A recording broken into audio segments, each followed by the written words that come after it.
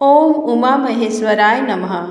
आप सभी का हमारे YouTube चैनल पर हार्दिक स्वागत है। फरवरी महीने का पहला प्रदोष व्रत कब है, आइए जानें शुभ मुहूर्त, पूजा विधि और महत्व के बारे में। हिंदू धर्म में हर त्रयोदशी तिथि को प्रदोष व्रत रखा जाता है।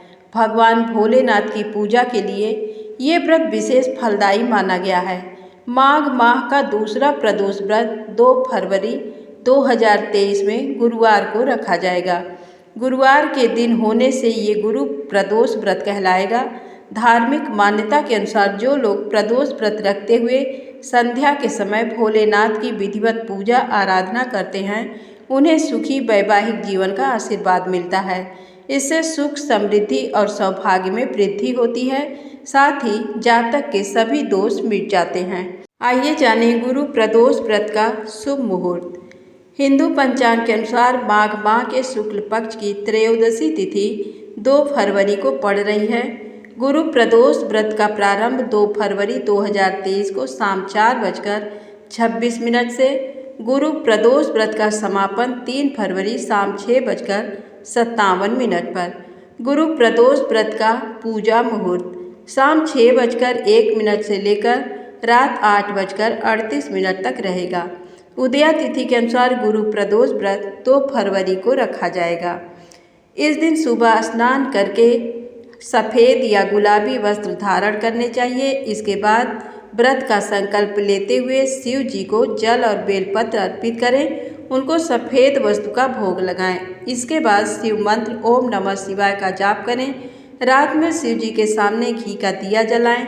साथ ही रात के समय 8 दिशाओं में 8 दीपक जलाने चाहिए। इस दिन फलाहार ग्रहण करना उत्तम होता है। इस दिन नमक और अनाज का सेवन नहीं करना चाहिए।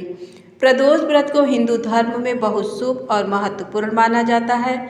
इस दिन पूरी निष्ठा से भगवान शिव की आराधना करने से जातक के सारे कष्ट दूर होते हैं और मृत्यु के बाद उसे मोक्ष की प्राप्ति होती है। पुराणों के अनुसार एक प्रदोष व्रत करने का फल 2 गायों के दान जितना होता है। इस व्रत में व्रती को निर्जल रहकर व्रत रखना होता है। प्रातःकाल स्नान करके भगवान शिव की बेलपत्र, गंगा जल, अक्षत, धूप, दीप सहित पूजा करें। संध्या काल में पुनः स्नान करके इसी प्रकार से शिव जी की पूजा करनी चाहिए। इस प्रकार प्रदोष व्रत करने से व्रती को पुण्य फल की प्राप्ति होती है। आइए जानें गुरु प्रदोष व्रत की पौराणिक कथा। जो प्रदोष व्रत गुरुवार के दिन पड़ता है वो गुरु प्रदोष व्रत कहलाता है। गुरुवार प्रदोष व्रत रखने से भक्तों को अपने पूर्वजों का आशीर्वाद मिलता है। एक बार इंद्र और वृत्तासुर की सेना में घनघोर युद्ध हुआ। देवताओं ने दैत्य सेना को पराजित कर नष्ट भ्रष्ट कर डाला।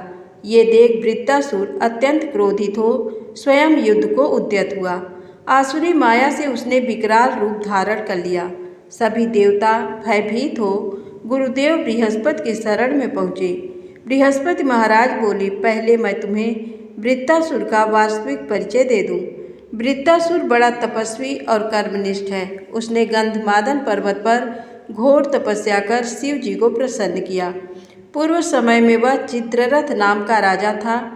एक बार वह अपने विमान से कैलाश पर्वत चला गया।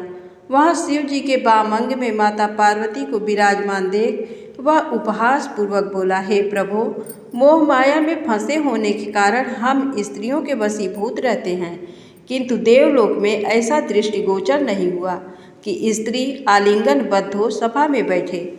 चित्ररथ के ये वचन सुन सर्वव्यापी शिव शंकर हंसकर बोले, हे राजन, मेरा व्यावहारिक दृष्टिकोण पृथक है। मैंने मृत्युदाता कालकूट महाविष का पान किया है, फिर भी तुम साधारण जन की भांति मेरा उपहास उड़ाते हो। माता पार्वती क्रोधित हो चित्ररथ से संबोधित हुई, अरे दुष्ट, तूने सर्वव्यापी महेश्वर के साथ ही मेरा भी उपहास उड़ाया है। अतएव मैं तुझे वह शिक्षा दूंगी कि फिर तू ऐसे संतों के उपहास का दुस्साहस नहीं करेगा। अब तू दैत्य स्वरूप धारण कर विमान से नीचे गिर, मैं तुझे शाप देती हूँ। जगदम्बा भवानी के अभिशाप से चित्ररथ राक्षस योनि को प्राप्त हो गया और त्वष्टा नामक ऋषि के श्रेष्ठ तप से उत्पन्न हो वृत्तासुर बना। गुरुदेव बृहस्पति आगे बोले, वृत्तासुर बाल्यकाल से ही शिव भक्त रहा है, अतः हे इंद्र तुम बृहस्पति प्रदोष व्रत कर शंकर भगवान को प्रसन्न करो। देवराज ने गुरुदेव की आज्ञा का पालन कर बृहस्पति प्रदोष व्रत किया। गुरु प्रदोष व्रत के प्रताप से इंद्र ने शीघ्र ही वृत्तासुर पर विजय प्राप्त कर ली और देवलोक में शांति छा गई। बोलिए उमापति शंकर भगवान